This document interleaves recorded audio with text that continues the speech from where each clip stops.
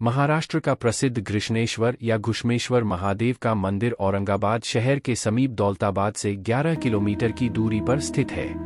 घृष्णेश्वर मंदिर भगवान शिव के 12 ज्योतिर्लिंगों में से एक है। इस मंदिर का अंतिम जीर्णोद्धार 18वीं शताब्दी में इंदौर की महारानी पुण्यश्लोका देवी अहिल्याबाई होलकर के द्वारा करवाया गया था। जी है दोस्तों, आज की इस वीडियो में हम आप लोगों को घृष्णेश्वर ज्योतिर्लिंग के बारे में बताने वाले हैं। लेकिन दोस्तों, वीडियो शुरू करने से पहले आप लोगों से रिक्वेस्ट है कि अगर ये वीडियो आप लोगों को अच्छी लगे तो वीडियो को लाइक और शेयर कर दीजिएगा और मेरे चैनल को सब्सक्राइब करके बेल का आइकॉन दबाना ना भूलिएगा, जिससे कि ऐसी ही इंफॉर्मेटिव वीडियो के नोटिफिकेशन आप लोगों के पास आते रहे। तो आइए शुरू करते हैं आज का व्लॉग। दोस्तों आइए आज की वीडियो की शुरुआत भोलेनाथ के नाम के साथ में करते हैं। तो दोस्तों कमेंट में जय शिव शंभू जय भोलेनाथ लिखना ना भूले। सबसे पहले जानते हैं कि आप घृष्णेश्वर ज्योतिर्लिंग तक कैसे पहुंच सकते हैं। घृष्णेश्वर ज्योतिर्लिंग बस, ट्रेन और हवाई मार्ग से बहुत अच्छी तरह से जुड़ा हुआ है। तो आइए जानते हैं कि आप इन साधनों के जरिए यहाँ कैसे पहुँच सकते हैं। ट्रेन से कैसे पहुँचे। घृष्णेश्वर मंदिर ट्रेन से अच्छी तरह से जुड़ा हुआ है और निकटतम प्रमुख railway station Aurangabad railway station है। वहां से आप टैक्सी किराए पर लेकर या स्थानीय बस लेकर आसानी से मंदिर पहुंच सकते हैं। औरंगाबाद रेलवे स्टेशन इस क्षेत्र का एक महत्वपूर्ण रेलवे जंक्शन है और यह भारत के प्रमुख शहरों से अच्छी तरह से जुड़ा हुआ है। मुंबई से कैसे पहुंचे। महाराष्ट्र की राजधानी मुंबई औरंगाबाद से ट्रेन द्वारा अच्छी तरह से जुड़ी हुई है। देवगिरी एक्सप्रेस और अजंता एक्सप्रेस कुछ लोकप्रिय ट्रेनें हैं जो मुंबई और औरंगाबाद के बीच चलती हैं। पुणे से कैसे पहुंचे। अगर आप पुणे से यात्रा कर रहे हैं तो आप औरंगाबाद पहुंचने के लिए अजंता एक्सप्रेस या पुणे नांदेड़ एक्सप्रेस जैसी ट्रेनें ले सकते हैं। हैदराबाद से कैसे पहुंचे। देवगिरी एक्सप्रेस और नांदेड़ एक्सप्रेस जैसी ट्रेनें हैदराबाद को औरंगाबाद से जोड़ती हैं। दिल्ली से कैसे पहुंचे। अगर आप दिल्ली से आ रहे हैं तो औरंगाबाद पहुंचने के लिए आप मराठवाड़ा संपर्क क्रांति एक्सप्रेस या सचखंड एक्सप्रेस जैसी ट्रेनें ले सकते हैं। औरंगाबाद रेलवे स्टेशन से घृष्णेश्वर मंदिर की अनुमानित दूरी लगभग 25 किलोमीटर है और आप इस छोटी दूरी को तय करने के लिए टैक्सी या बस ले सकते हैं। हवाई जहाज से कैसे पहुंचे। घृष्णेश्वर मंदिर के लिए सबसे नजदीकी हवाई अड्डा औरंगाबाद हवाई अड्डा है, जिसे चिक्कलथाना हवाई अड्डे के नाम से भी जाना जाता है। औरंगाबाद हवाई अड्डा भारत के प्रमुख शहरों से अच्छी तरह से जुड़ा हुआ है, जो इसे उन यात्रियों के लिए एक सुविधाजनक विकल्प बनाता है जो हवाई जहाज से मंदिर तक पहुंचना चाहते हैं। यहाँ बताया गया है कि आप हवाई जहाज से घृष्णेश्वर मंदिर कैसे पहुंच सकते हैं। मुंबई से कैसे पहुंचे। मुंबई में छत्रपति शिवाजी अंतर्राष्ट्रीय हवाई अड्डा भारत का एक प्रमुख अंतर्राष्ट्रीय हवाई अड्डा है। आप मुंबई से औरंगाबाद के लिए सीधी उड़ान ले सकते हैं। उड़ान की अवधि लगभग 1.5 घंटे है। दिल्ली से कैसे पहुंचे। दिल्ली में इंदिरा गांधी अंतर्राष्ट्रीय हवाई अड्डा भी औरंगाबाद के लिए सीधी उड़ानें प्रदान करता है।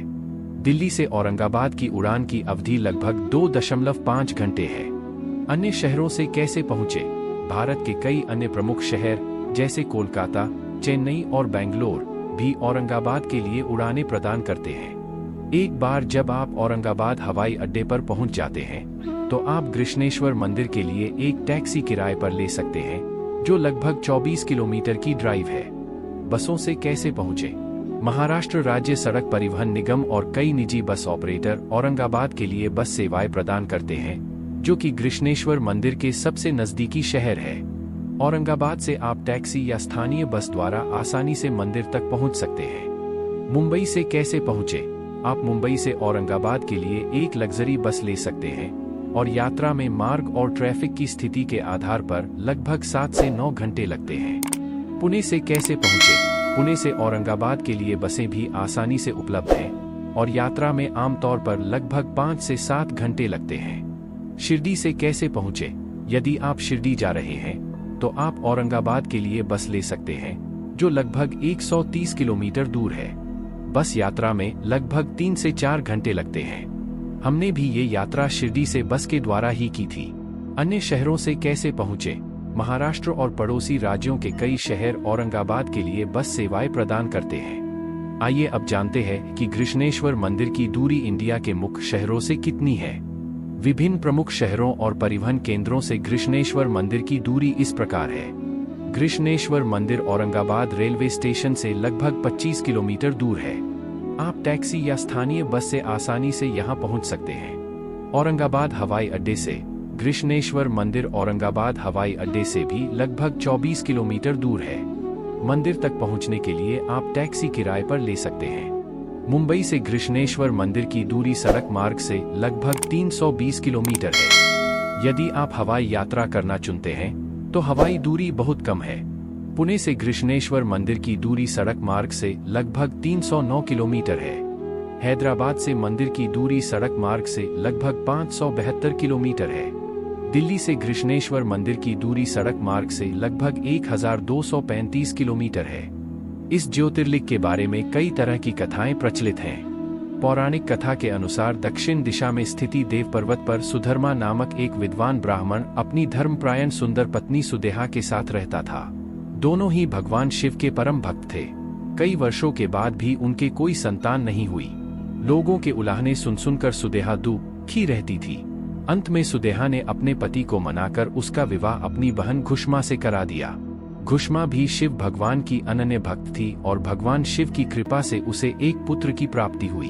यद्यपि सुदेहा ने अपनी बहन से किसी प्रकार की ईर्ष्या न करने का वचन दिया था, परंतु ऐसा हो न सका। कुछ वर्ष बाद सुदेहा ने घुष्मा के सोते हुए पुत्र का वध करके शव को समीप के एक तालाब में फेंक दिया। सुबह हुई तो घर में कोहराम मच गया, परंतु व्याकुल होते हुए भी धर्मप्रायण घुष्मा ने शिव भक्ति नहीं छोड़ी। नित्य की भांति वह उसी तालाब पर गई। उसने 100 शिवलिंग बनाकर उनकी पूजा की और फिर उनका विसर्जन किया।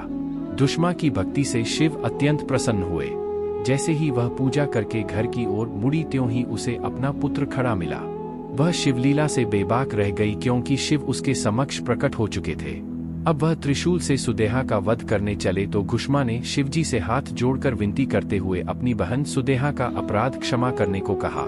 घुष्मा ने भगवान शंकर से पुनः विनती की कि यदि वह उस पर प्रसन्न है तो वहीं पर निवास करे।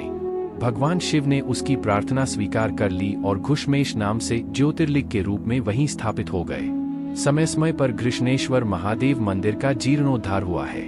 इसकी दीवारों पर देवी देवताओं की मूर्तियां खुदी हुई हैं। पत्थर के 24 खंभों पर सुंदर नक्काशी तराशकर सभा मंडप बनाया गया है। मंदिर का गर्भगृह 17 गुणा 17 फुट का है, जिसमें एक बड़े आकार का शिवलिंग रखा गया है जो पूर्वाभिमुख है। भव्य नंदिकेश्वर सभा मंडप में स्থাपित हैं। सभा मंडप की तुलना में गर्भगृह का स्तर थोड़ा नीचे है।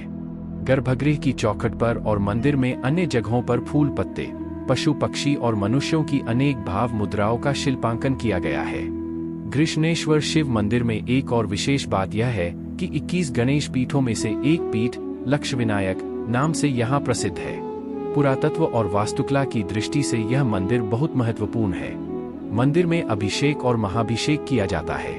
सोमवार, प्रदोष, शिवरात्रि और अन्य पर्वों पर यहाँ बहुत बड़ा मेला लगता है। शिव भक्तों और पर्यटकों का विशाल समुदाय यहाँ उमड़ता है। मान्यता के अनुसार यहाँ आने वाले पुरुष भक्त अपने शरीर से कमीज एवं बनियान तथा बेल्ट उतारकर ज्योतिर्लिंग के दर्शन करते हैं। मंदिर रोज सुबह 5:30 से रात 9:30 बजे तक खुला रहता है। श्रावण के पावन महीने में मंदिर सुबह 3 बजे से रात 11 बजे तक भक्तों के लिए खोल दिया जाता है। मुख्य त्रिकाल पूजा तथा आरती सुबह 6 बजे तथा रात 8 बजे होती है। महाशिवरात्रि के अवसर पर भगवान शिव की पालकी को समीपस्थ शिवालय तीर्थ कुंड तक ले जाया जाता है। श्री गृष्णेश्वर मंदिर का प्रबंधन श्री गृष्णेश्वर मंदिर देवस्थान ट्रस्ट के द्वारा किया जाता है।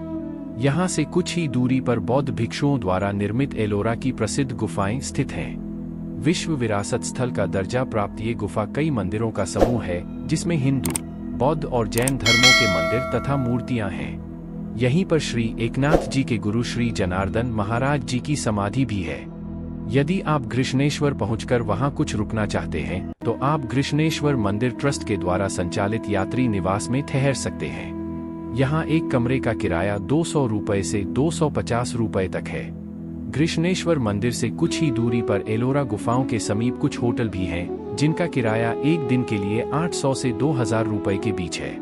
आप यदि औरंगाबाद में ठहरना चाहते हैं तो यहाँ एक दिन के लिए 300 रुपए से लेकर 2500 रुपए की रेंज में काफी संख्या में होटल उपलब्ध हैं। दोस्तों, भोलेनाथ के नाम के साथ में इस वीडियो को हम यही एंड करते हैं। दोस्तों, कमेंट में जय शिव शंभू जय भोलेनाथ लिखना ना भूले, और यदि यह वीडियो आपको अच्छी लगी हो तो मेरी वीडियो को लाइक कर दीजिएगा, शेयर कर दीजिएगा और मेरे चैनल को सब्सक्राइब करना बिल्कुल मत भूलिएगा। तो दोस्तों, फिर मिलते हैं नेक्स्ट वीडियो में एक और नई जगह के साथ। तब तक के लिए थैंक यू फॉर वॉचिंग। दोस्तों, चैनल को सब्सक्राइब एंड वीडियो को लाइक एंड शेयर करना ना भूलिएगा। Thank you for watching.